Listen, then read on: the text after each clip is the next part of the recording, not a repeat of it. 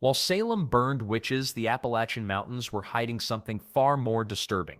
The isolated communities nestled in these ancient peaks didn't just believe in magic, they were practicing it. But what happened when outsiders finally discovered their secret rituals will make you question everything you thought you knew about American witch trials. Deep in the hollows of Appalachia, where morning mist clings to ancient ridges like secrets, two worlds of magic crashed together. Native American tribes had walked these mountains for thousands of years, carrying stories of spirit healers and medicine people who could talk to the wind. Then came the European settlers in the 1600s, hauling their own baggage of witch fears across the ocean. These weren't just friendly cultural exchanges over campfires. The Cherokees spoke of medicine women who could cure with roots and ritual. The settlers whispered about cunning folk back in England who sold love charms and hexes. When these belief systems mixed in the isolated mountain communities, something entirely new emerged, what locals started calling granny magic. But here's where things get interesting. Mountain life was brutal. Winters killed. Diseases struck without warning. Crops failed for mysterious reasons. When your child dies of fever and the neighbor woman was seen gathering strange herbs the day before, well, minds start connecting dots that maybe shouldn't be connected. European settlers brought more than just farming tools to Appalachia. They packed centuries of witch paranoia in their mental luggage. Back in the old country, people genuinely believed their neighbors could curse cattle, spoil milk, or cause impotence with a few muttered words. These weren't just stories, they were deadly serious convictions that had sent thousands to the gallows. The mountains made everything worse. Isolation breeds suspicion like standing water breeds mosquitoes. When you live miles from your nearest neighbor and something goes wrong, who else is there to blame? That strange woman who lives alone with too many cats suddenly becomes very suspicious. The man who always seems to know when storms are coming, obviously he's controlling the weather. Then there's the matter of survival itself. Mountain communities developed their own forms of folk healing out of pure necessity. Granny women learned which plants stopped bleeding, which roots eased childbirth pain, and which combinations could break a fever. This knowledge was powerful, literally life and death powerful, and power, even the healing kind, makes people nervous. What's fascinating is how quickly these imported fears took root in American soil. By the mid-1600s, just decades after the first permanent settlements, mountain communities were already whispering about curses and hexes. Women who knew too much about herbs became suspicious. Anyone who seemed to have unusual luck, good or bad, attracted worried glances. The isolation that defined mountain life became a breeding ground for supernatural explanations. When you can't easily travel to the next valley to compare notes or consult with others, every strange coincidence becomes magnified. Every unexplained death demands an explanation, and witchcraft provided convenient answers. Native healing traditions, European witch beliefs, and the harsh realities of frontier survival created a perfect storm of supernatural suspicion. Communities that desperately needed every person to survive started turning on their own members. The very people who might save your life with their knowledge of healing plants could also supposedly curse you to death. And when suspicion reaches a boiling point in any community, it doesn't stay whispered gossip for long. Soon these mountain fears would find their way into actual courtrooms, where accusations became legal cases and neighbors faced life or death trials. Virginia's colonial courts were dealing with witchcraft accusations 29 years before Salem even existed. That's right, while most people think Salem was America's witchcraft headquarters, Virginia mountain settlements were already dragging suspected witches into courtrooms by 1641. The numbers tell an interesting story. More than 24 people faced witchcraft charges in colonial Virginia. But here's where it gets weird. Almost nobody got executed for it. Compare that to Salem, where 20 people died, and you start wondering what made Virginia different. Well, Virginia judges seemed a lot more skeptical about the whole witch thing. They demanded actual evidence instead of just accepting wild accusations. Smart move, considering most of the evidence was stuff like my cow died after she looked at me funny, or I had a nightmare after arguing with her. Women caught the worst of it naturally. Society already viewed women as more likely to dabble in dark magic, especially if they were older, lived alone, or knew too much about healing herbs. But men weren't completely safe either. A few unlucky guys found themselves in court, accused of cursing neighbors or casting evil spells. Then there's Grace Sherwood's story from 1706. This woman became Virginia's most famous witch trial case, and honestly, she was pretty tough. The court decided to use the old ducking test on her. Here's how that worked. They tied her up and threw her in water. If she floated, she was a witch. If she sank and drowned, oops, she was innocent. Grace floated. Makes sense, right? Most people float when they're tied up properly. But instead of executing her like other colonies might have done, Virginia just said, well, that's that, and moved on. Grace actually lived for decades afterward and eventually got an official pardon from the governor. Talk about a comeback story. The mountain communities handled these trials differently than their New England counterparts. Virginia colonists were too busy surviving harsh mountain winters and dealing with hostile wildlife to get completely obsessed with witch hunts. They had bigger problems than worrying about whether old Martha was hexing the chickens. Court records from this period show judges often dismissed cases for lack of evidence. One case involved a woman accused of making a man's horse act strange. The judge basically laughed it out of court. Another case fell apart when the accuser admitted they might have been drinking when they saw the supernatural event. But why did Virginia's legal system resist the witch trial madness that gripped other colonies? The answer lies in their practical approach to justice and the influence of more educated judges who questioned superstition.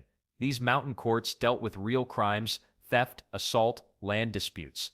Witchcraft seemed pretty silly by comparison. The interesting part is how these early legal decisions shaped Appalachian culture for generations. When courts stopped taking witchcraft seriously, the beliefs didn't disappear. They just went underground, morphing into something entirely different that would influence mountain communities for centuries to come. The Bell Witch of Tennessee didn't mess around. This wasn't your typical ghost story whispered around campfires. We're talking about a supernatural force so terrifying that it made national headlines in the 1800s and allegedly drove a man to his grave. The Bell family's nightmare started in 1817 when strange sounds began plaguing their farm in Robertson County, scratching on walls, chains dragging across floors, voices that seemed to come from thin air. But here's where it gets wild. This wasn't just bumps in the night. The Bell Witch, as locals dubbed it, could apparently hold full conversations. It knew intimate details about neighbors' lives, quoted scripture perfectly, and had opinions about everything from politics to local gossip. The entity claimed to be the spirit of Kate Batts, a neighbor who'd had land disputes with John Bell, and boy did she hold a grudge. The witch tormented the Bell family for years, physically attacking them, pulling hair and slapping faces. It particularly despised John Bell and his daughter Betsy. Future President Andrew Jackson supposedly visited the Bell farm to investigate and left terrified after his group encountered the supernatural force. Even Jackson, a man who'd fought in multiple wars, reportedly said he'd rather face the British again than deal with the Bell Witch. Then there's the darker side of mountain witch accusations. In 1868, a man named John Stewart was brutally murdered in Kentucky after being accused of witchcraft by his neighbors. No ghostly spirits here, just real violence born from superstition. Stewart had been blamed for livestock deaths and crop failures. When things got bad enough, a mob decided to take justice into their own hands. Makes you wonder how many other witch killings went unreported in isolated mountain communities. Mountain folk didn't need much evidence to point fingers at suspected witches. Strange illnesses, must be Mrs. Johnson down the holler casting spells. Cows stopped giving milk, obviously someone put a hex on the livestock. Crops failed despite good weather, time to check who you might have offended lately. It became the go-to explanation for life's misfortunes in communities where medical knowledge was limited and survival was never guaranteed. The really fascinating part is how specific these accusations got. People claimed to find witch marks, unusual birthmarks or scars that supposedly proved someone practiced dark magic. Others believed certain individuals could cast the evil eye just by looking at you wrong. Some families passed down stories about neighbors who could transform into animals or fly through the night sky. These weren't just random tales, they were serious beliefs that shaped how communities treated suspected witches. What made these mountain witch stories stick around for generations wasn't just fear, it was the fact that they explained the unexplainable. When your child got sick and the nearest doctor was days away, blaming a witch gave you something concrete to fight against. It was easier than accepting that sometimes bad things just happened. But all this superstition and violence couldn't last forever. Something had to give, and by the 1730s, major changes were already brewing in how people viewed witchcraft accusations. The year 1730 marked a turning point that nobody saw coming. Mary, whose last name history conveniently forgot to preserve, became the final person tried for witchcraft in colonial Virginia. But here's the twist. Instead of facing the gallows, she received a public whipping and walked away with her life. The courts had quietly decided that maybe, just maybe, burning people for casting spells wasn't the best use of their time.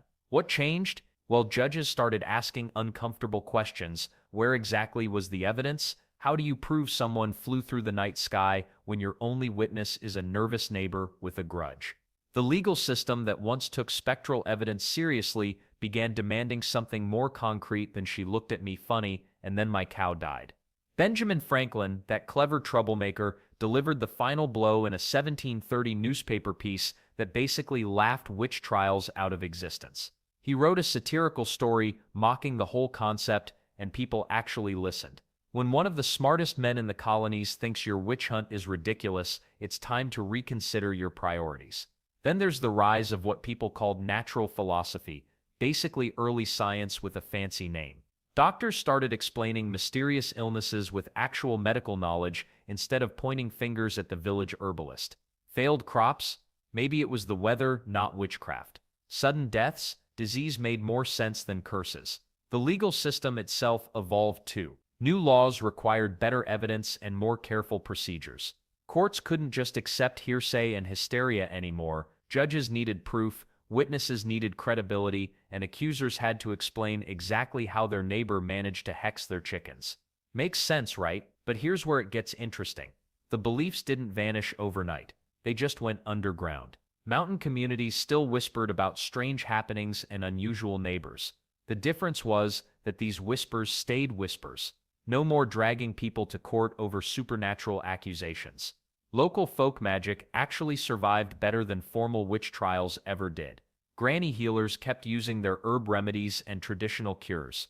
People still sought out wise women for help with everything from difficult births to mysterious ailments.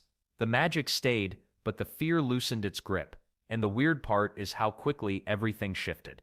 Within a generation, the same communities that once held solemn witch trials were treating the whole thing as old-fashioned nonsense.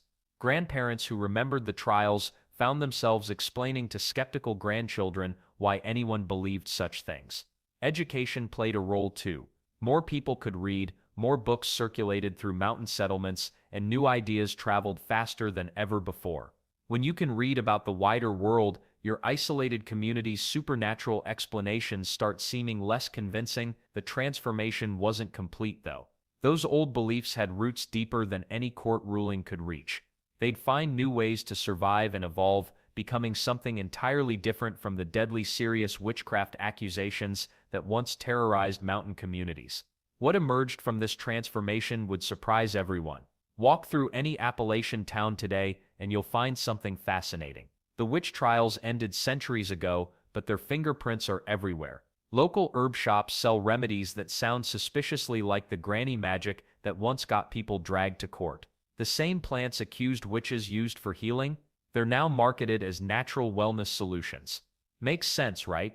What authorities once called dangerous witchcraft, we now call folk medicine. Then there's the tourism angle, which gets pretty wild. Entire festivals celebrate the very witchcraft that terrorized communities for decades. Salem gets all the fame, but Appalachian towns are cashing in too. Ghost tours wind through mountains where accused witches once lived. Tour guides tell spine-tingling stories about Grace Sherwood's ducking test like it's entertainment, not a woman nearly drowning for supposedly cursing her neighbor's crops.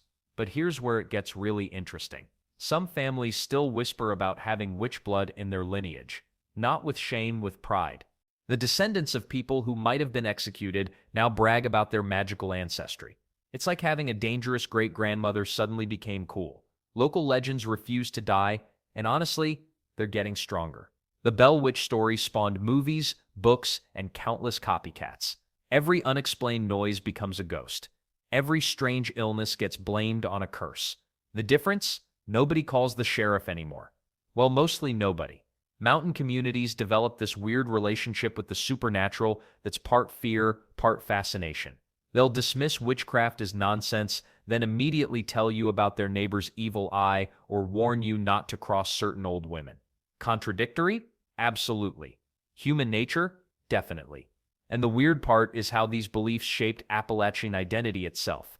The isolation that made witch fears spread also created tight-knit communities that protected their own.